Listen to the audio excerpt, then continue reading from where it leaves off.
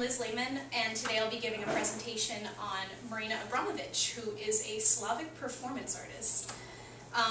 So when I was in my senior year of high school, I went to see the Tim Burton retrospective at the Museum of Modern Art. I don't know if anybody saw that or heard of it. It was really, really cool, but that's not what my presentation is about today.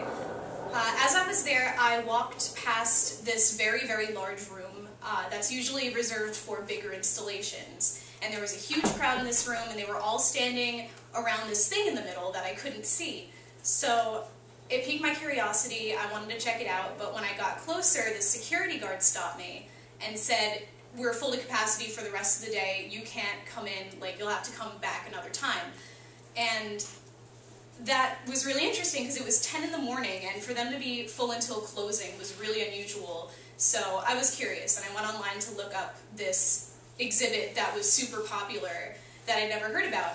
And I found out that the artist behind it was Marina Abramovich. And what the exhibit was her sitting at a table, and you could sit across from her at this table, and she would look at you and not say anything, and she wouldn't do anything, and that was it.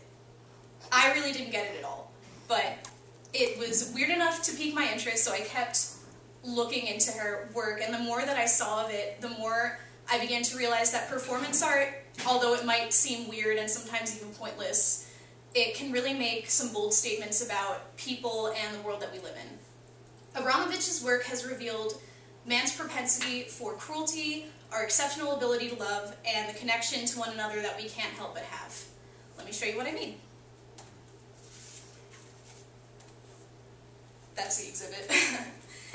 This is called Rhythm 0, and it's one of Abramovich's earliest works. She did it in 1974, and basically what she did was she set 72 items on a long table, and some were harmless. She had a feather, a bunch of grapes, a jar of honey, but some were much more dangerous, such as a scalpel, a knife, and a gun. And she invited the audience to do whatever they wanted to her with these objects, and they would not be held accountable. She took full responsibility for anything that happened to her, while she stood passively for 6 hours. And at first it was pretty harmless. They just posed her in funny positions and were having fun, but it got out of hand very, very quickly. They began to tear her clothes off, they cut her stomach with thorns from a rose, they cut very close to her neck with a knife, and they even held a loaded gun to her throat. In a segment from the documentary, The Artist is Present, Abramovich said that they even tasted her blood. After 6 hours, she finally moved, walked toward her audience, and the audience bolted out of the building. They couldn't face her after what they did. What's interesting about this piece is that Abramovich didn't have to do anything to achieve that effect. She even gave them a choice not to be cruel. She was a blank canvas onto which the audience painted a cruel image, and that was their choice. This piece demonstrates the dangers of mob mentality and what could happen when a group of people are faced with a helpless individual and no consequence for their cruelty. Now, being subject to such barbaric behavior could turn anybody off of humanity for the rest of their lives, but much of Abramovich's work explores love and the extreme lengths people go to for those that they care about. Okay, in 1988, Abramovich approached fellow artist Ule, with whom she'd had a very long and intimate relationship, with an idea that one of them would stand on one end of the Great Wall of China, the other would stand at the other end, and they would meet in the center, and they would embrace and turn their backs on each other, and then never see each other again. Interestingly, there was no audience for this piece. It was too huge. It wasn't possible. So they were both alone to reflect on their relationship and the time they spent together, and their only destination was the other person. What I find interesting about performance art is that although that's what it's called, it's not really a performance. It's real life. These things are really happening to these people. So they really went through this physical and emotional exertion, and they really had to say goodbye to each other even though they cared very deeply for one another. The stakes are very real for the audience and the artist, which brings me to The Artist is Present, which was the exhibit that I didn't get to see in 2010. Abramovich was invited to do a retrospective at the Museum of Modern Art, which included her sitting at a table non-stop for 12 hours every day for 3 months.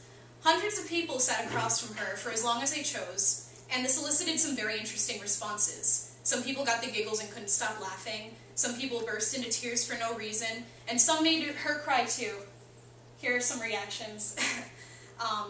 Ule actually made a surprise visit to this exhibit, and it was the first time she'd seen him since 1988, so that was a big moment in this exhibit. It might not seem like very much is going on there, but people who got up close, I think, who needed to be seen and needed an emotional connection, which is everyone really, they felt very moved and changed by the experience. And she afforded them that opportunity to be seen and to make a connection. And for this to work, Abramovich really needed to make real emotional connections with all these hundreds of people she went to see. The title is a play on words. She's there, she's present both physically, but she's also emotionally present. And people really felt that connection. That is why performance art is a very unique experience. You can look at a painting and be moved, but what if a painting could look back at you? What if a painting could reach out and hold your hand? Because performance art is real life unfolding in front of you, it can bring something out of people that other art forms just can't. It can bring out cruelty, it can test the limits of love and trust, and it can even unite us in unexpected ways. Now when I think back, I wish I'd seen her in 2010, because I looked into her art and really started to appreciate what made it so awesome and special, and I hope that you kind of can appreciate it too. Even if you can't, that's okay. Her art is about response, so even by having a negative opinion, you become a part of her work, whether you like it or not. Thanks. All right.